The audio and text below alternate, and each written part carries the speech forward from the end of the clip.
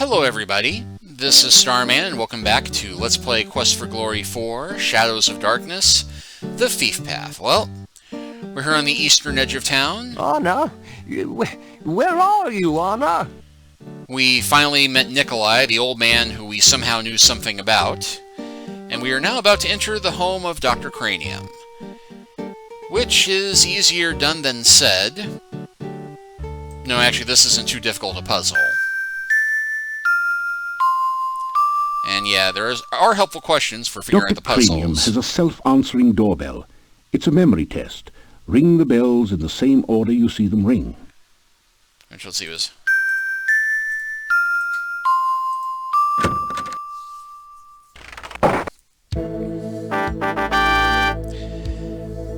And this is, of course, a tribute to the Castle of Dr. Brain games created by Corey Cole. So let's go ahead and look around. You are in a totally weird place. This hallway gives you a strange feeling of vujade. The sense that you've never been anywhere like here before, but maybe will someday. The bust's eyes seem to follow you as you walk through the hallway. It reminds you of a porthole minus the glass cover. So it's definitely not a glass of port. There's a sign on the door. It says, "Warning, do not open without appropriate precautions." The sign says, "This is the key maze." Oh, that's amazing. It's a truly impressive, original, multimedia work created out of whitewash and sawdust.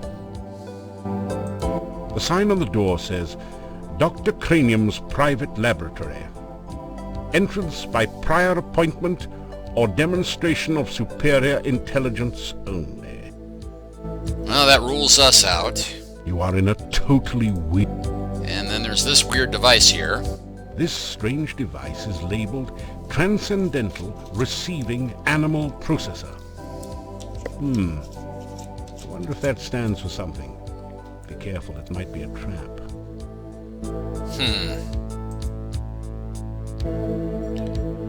Welcome to the Transcendental Receiving Animal Processor. You can analyze the creature you wish to capture, then apply the appropriate bait. If the animal is in the vicinity, the trap will catch it for you. If the animal is not in the area, you'll have to catch it yourself, but at least you'll know what to feed it. Are you ready to identify an animal? No. I didn't think so. Come back when you're ready. Does it move? No. It's dead, Jim. Well, yes. Does it move? Yes. Does it have legs? Yes. Does it have more than 4 legs? No. Try feeding corn to your horse or your house.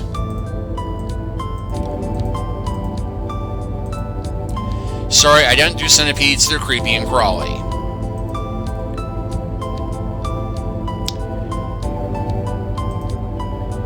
Anyway.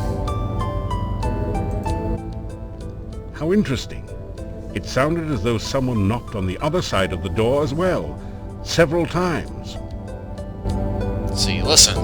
You hear something bouncing around behind the door. A lot of somethings. Now let's go ahead and open it.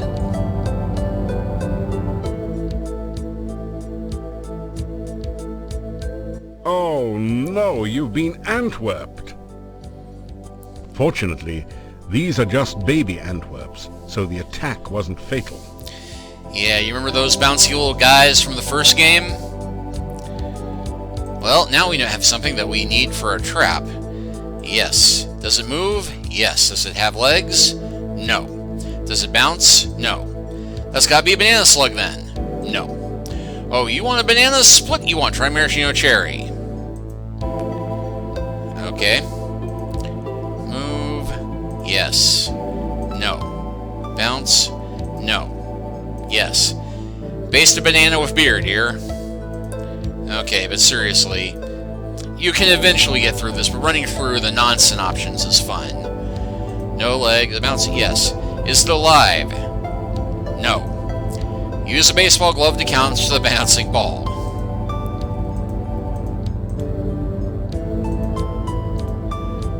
Yes. Is it alive? Yes. It's a snake that swallowed a rubber ball. Yes. Feed it an antacid.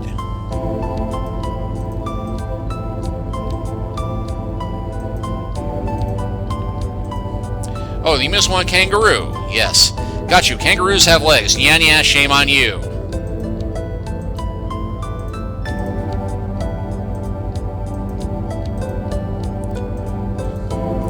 Oh, I know. It's a frog refugee from a French restaurant. Try feeding it wingless flies.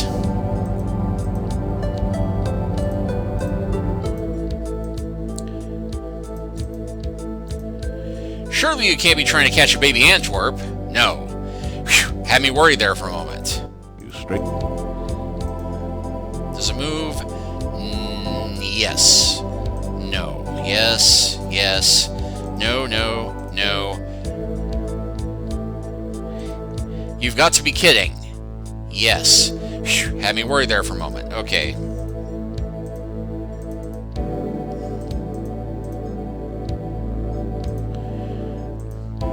Don't say I didn't warn you, but if you really must catch one, baby Antwerps love avocado. Well, lucky we just happened to have this avocado and garlic sandwich. You bait the trap with avocado from your sandwich. Avocado was never high on your list of favorite foods anyway. The trap starts working.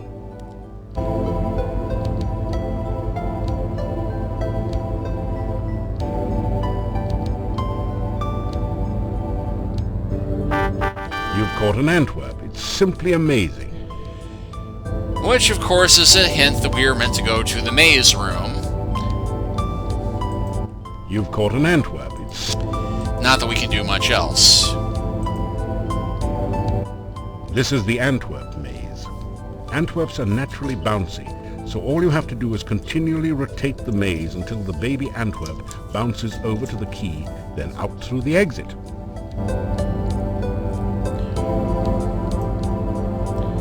Easy enough.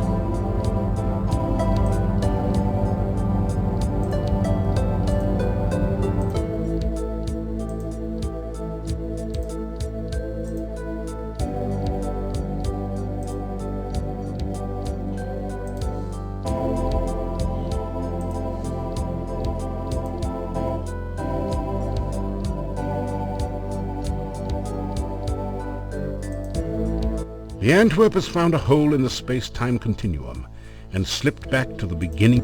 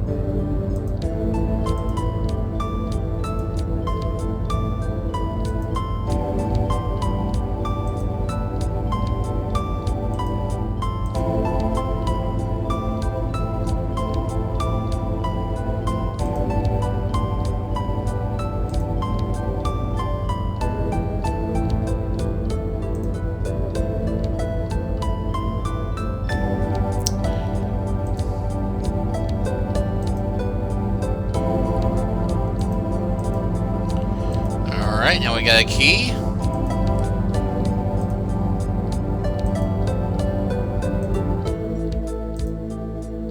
Congratulations. You've used the baby Antwerp to get Dr. Cranium's laboratory key from the maze. You add the key to your keyring. And just out of curiosity, yep, doing these puzzles does boost your intelligence. The sign on the door says, Let's go ahead and knock. you faintly hear a voice saying, "Don't knock! Come on in!" from beyond the door. Listen.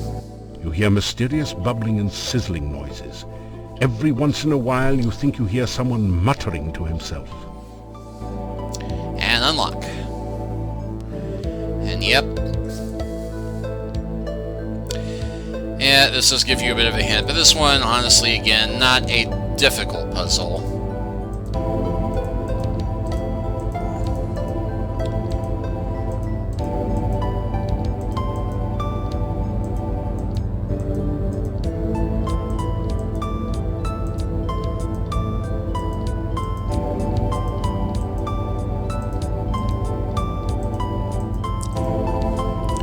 You start with the yellow edges and work your way around.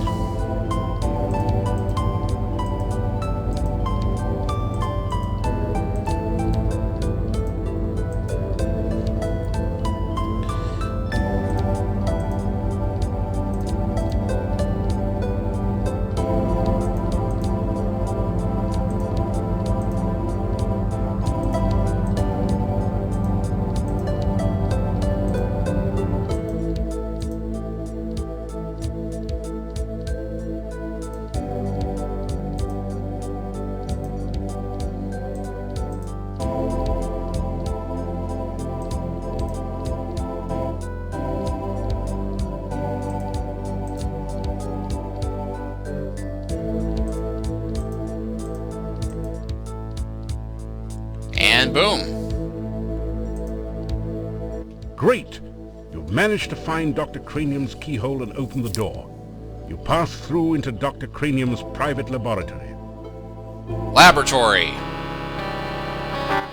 Quickly, Igor, the fluid. I must have the fluid. Oh, excuse me. I thought it was Igor coming in to assist me. He helps out in the lab sometimes. Now then, what can I do for you? Let's go ahead and greet. You say hello to the scientist. Welcome to my laboratory. You must have more than the usual intelligence and perseverance to have made it in here. Introduce myself. You introduce yourself to Dr. Cranium and tell him a little about your adventures. I should be most interested to hear about your travels and your scientific discoveries along the way. Unfortunately, I have very little time for that right now. Perhaps we can discuss your adventures when you next return. And talk about magic. You explain to Dr. Cranium that magic is really a lot like science, and even deals with the same elements. Oh, nonsense! There's no such thing as magic. There is only science. What you call magic is simply scientific phenomena that have not yet been properly investigated and catalogued. And we can do the thief sign. You thumb your nose, rub your belly, and so on.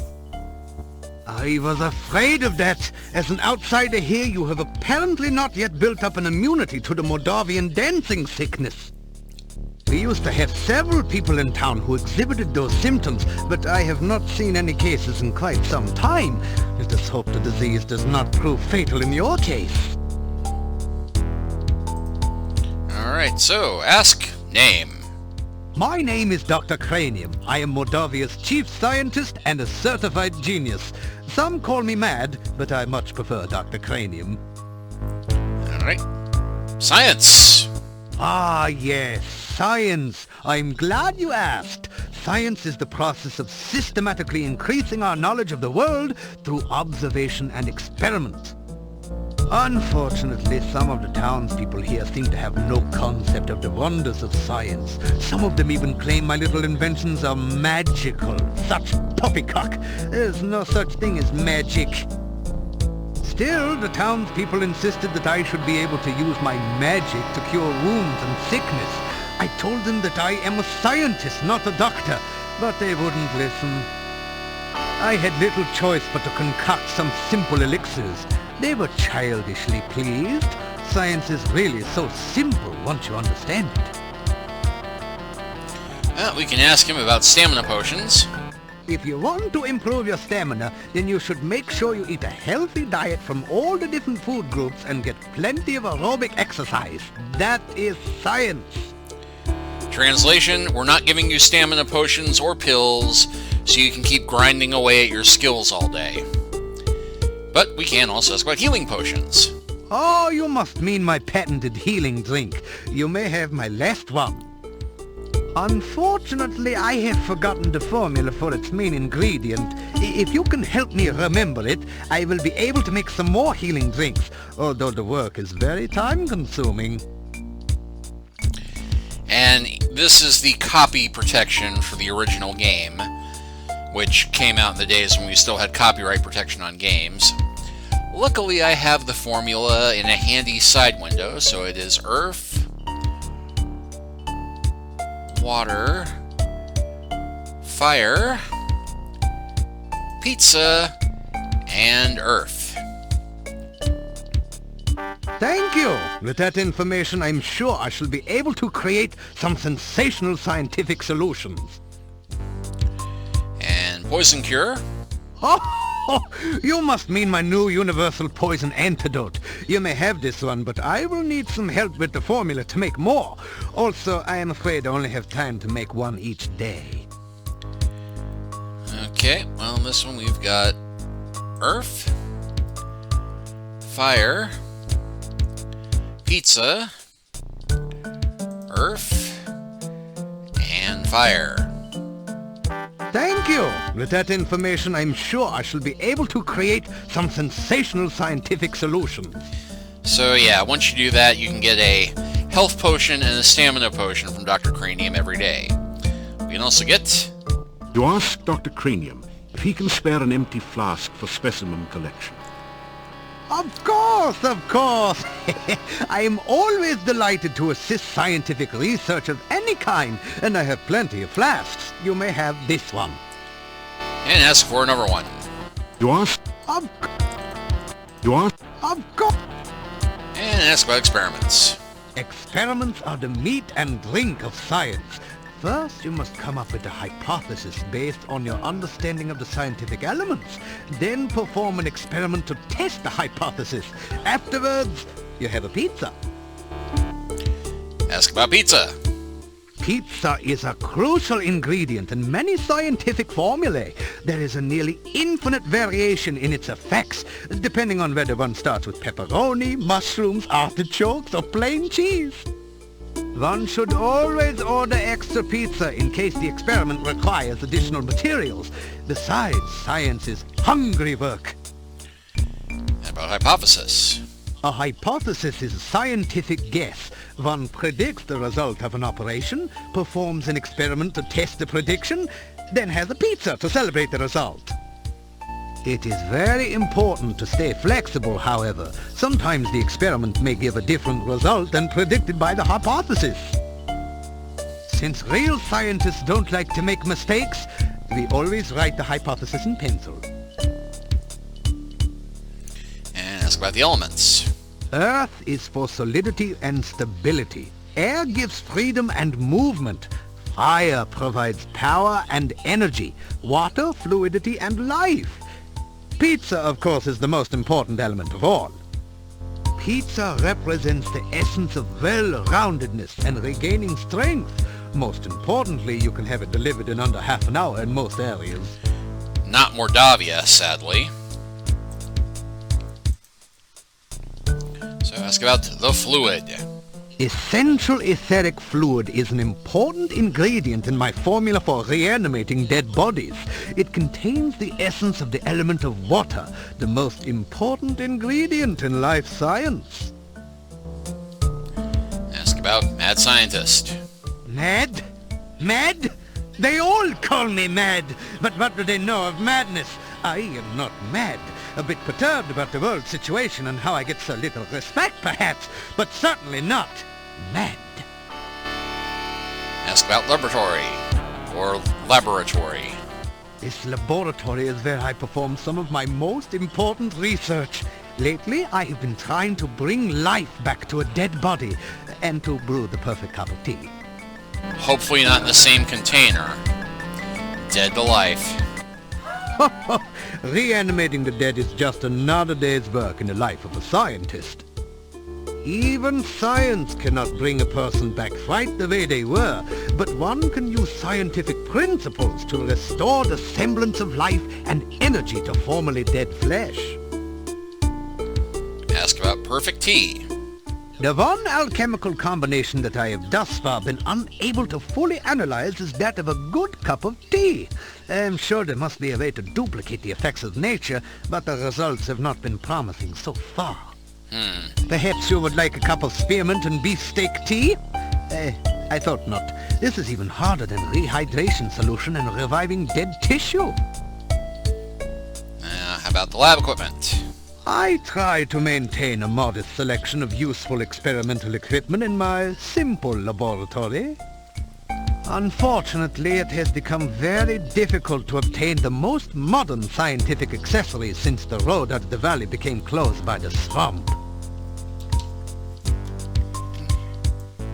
Research is the heart and soul of science. Without constant experimentation to prove or disprove one's hypotheses, the scientist is left trying to solve the world's problems by guesswork. That is hardly the most efficient way to achieve results. Alright, ask about Igor. Igor is the gravedigger and tombstone carver. Business has been slow lately, perhaps because there are very few people left in town. So Igor sometimes comes in to help me with my work. Ask about Igor's business. Igor has had less work of late. The forest is just as dangerous, but there aren't very many people left in town who are stupid enough to go out there at night, you know. I like to think of it as a sort of evolution in action. Ask about the gravestones. Igor is carving out quite a niche for himself in the gravestone business. You might say he is well on his way to becoming a rock star. Then again, you might not. I think not. The cemetery is outside of town to the east. It has proven a fruitful source of materials for my experiments. There are also some interesting and cryptic puzzles to be solved there. Get it? Get it? Still, I had little... And that is everything we can get from Dr. Cranium at the moment. You say goodbye to Dr. Cranium. Please be careful not to break the beakers or crack the flasks on your way out. Oh, you can't look around. Brass globes of unknown intent hang in nets from the ceiling. You start to look through Mad World, but it's making you crazy, so you stop. You quickly scan through 30,000 kilometers a second. Not just a good idea, it's the law. It's pretty light reading, after all. It's a beaker full of eyes, and they all seem to be looking at you. You discover a book called Elementary Deductions. This resealable volume is Sextants and the Single Scientist. Dr. Cranium's reference books include Science Made Silly. You learn that Dr. Cranium has a copy of 10 Easy Lessons for Becoming a Mad Scientist. He's really doing it by the book. Dr. Cranium likes to stay ahead of his competitors. Dr. Cranium has an orderly personality, so he likes to arrange things in tables. Dr. Cranium looks considerably more like a demented wizard or mad scientist than a real scientist. Despite his white hair, you suspect that he's no more than middle-aged. He also seems to have developed a significant paunch. Root beer belly, no doubt. These are bottles of... It looks for all the world like a medieval moonshine still. But Dr. Cranium is far too intelligent to drink alcohol, so he must be developing a new fuel or something. Yes, well, let's go ahead and... Even mad scientists' labs need fireplaces to keep warm in this climate. You are in an incredibly cluttered laboratory. Flasks, vials, jars, and tubing cover every surface. Experiments are in progress everywhere. Alright, well... Come back and visit again. Oh, we will. Oh, and if you see Igor, please tell him I still need the fluid.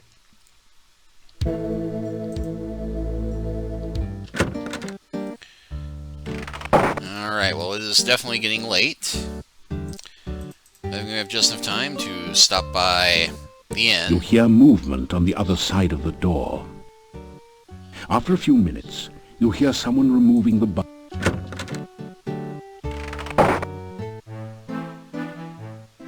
inhabitants of the inn eye you suspiciously. You get the feeling that you're not particularly welcome here. Go ahead and greet. They all stare at you for a moment, then go back to talking amongst themselves.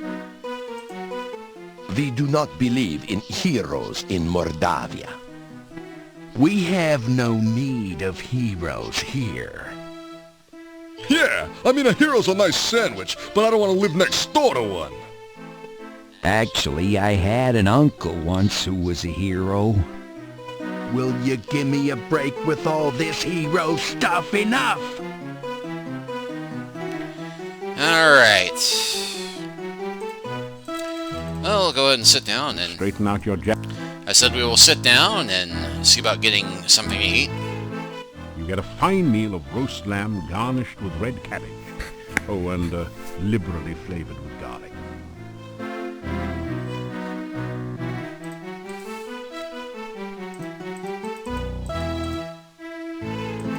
That didn't do it. You straighten out your... I was trying to pick more off the tray, but...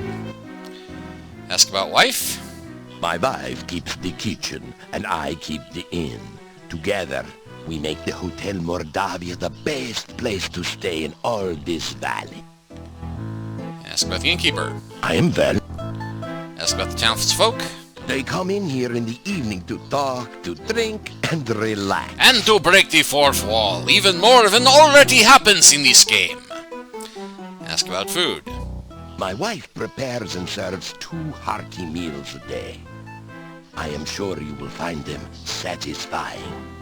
Just sit down in the chair by the door, and Bella will be happy to serve you. Alright, and ask about garlic. Garlic is our national vegetable. We all love garlic around here, don't we, my friends? Of course. Hey, everyone loves garlic. Yeah, it's stinky. It's our country's flower. I don't care much for garlic. I don't remember asking. Right. Let's talk to the village idiots.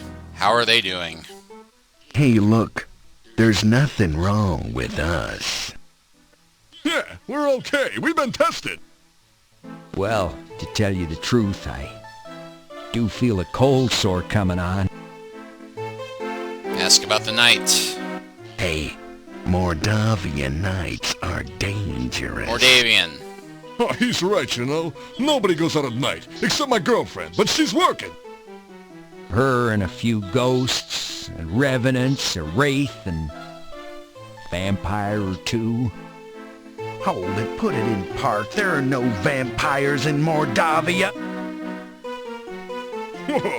Vampires in Moldavia. Whoever heard of such nonsense? I hate to burst your bubble, but my Uncle Fred was bitten by a vampire once. And a moose. Your Uncle Fred's alive and well and retired till Silmaria. Hello? Yeah, I know him. He sends you a postcard every harvest time saying, "Where's my $20?" Well, he had a miraculous recovery. Ask about the town. The town of Mordavia is a very safe place to be, gotta tell you. Oh yeah, you got nothing to fear within the walls of the town. Other than the old monastery. Yeah, the old monastery. As long as you don't venture into the old monastery, you'll be safe as milk in this town. Yeah, as long as you don't even think of getting near the old monastery, you're gonna be okay. Did I mention the monastery door? Oh, yeah, right. The monastery door. Look, as long as you don't go near the monastery door. In fact, nowhere near the monastery. Don't even think about it. You'll be perfectly safe in the town of Mordavia. And ask about strangers. You know, we don't get many strangers here, now that the pass outside's been cut off. He's right. We don't trust ones who come here by unknown means. Yeah, particularly strangers we don't know. We tend to be kinda suspicious of strangers, and I think I'm looking at one right now. Yeah, That's why we made the sign that says strangers are unwelcome and unwanted. Right. And in our own subtle way, we try to get across the fact that we don't like them very much. Strangers bring bad luck. Strangers bring trouble. Actually, the last stranger brought a jester's hat and a staff, but we still don't trust him. Anything else you want to know, stranger? Well, I would like to know about the jester. You know, there's another stranger in town besides you. Oh, and let me tell you, he is very strange, okay? Strange. The dude ain't even human. No one knows how he got here or why he came. No one knows where he goes during the day, or who he's trying to meet, you know what I'm saying? Yeah, and he tells jokes. At least I think he does. Yeah, he says he's a real jester. He dresses like Sonny Bono. And he acts like a gnome. He is a gnome, Einstein. Ah, anachronistic references. Actually, not all that uncommon in Quest for Glory, but... They nod at you in response. Speaking of which, I don't think we can go there yet, but... There is no response. Whoever or whatever is renting this room must not be there right now. You unlock the door to your room and go in. And yeah, we can rest here, but the night is young and we have other places to be. And we shall go to them next time. See you then.